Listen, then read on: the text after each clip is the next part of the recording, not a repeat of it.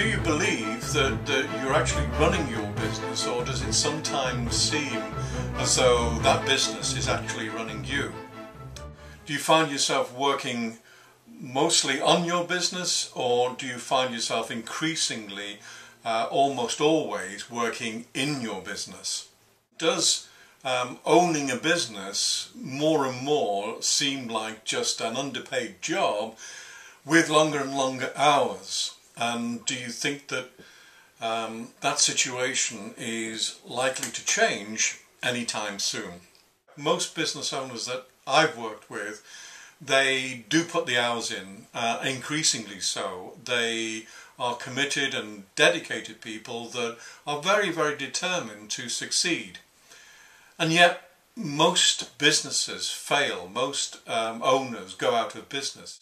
Can a vulnerable business, in fact, be turned around? Let's just establish what a vulnerable business is. And we're talking here about an existing business, not a startup or a business concept. And also, when we're talking about vulnerable, we do mean vulnerable. We don't mean a terminal case where you're closing the doors next week. We found that vulnerable businesses tend to fall into just three groups. The first group is the early stage business. That's a business that is past its founding and yet to establish a consistent record. It's trading, but it hasn't demonstrated yet a consistent level of growth and development. The second group is what we call the stagnating group, those businesses that they're actually doing more and more, but they're not moving ahead any further, so they're sort of doing more just to stand still. And then the final group is those businesses that we say have stalled.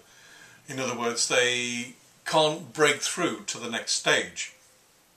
They can't perhaps break through to consistent profitability.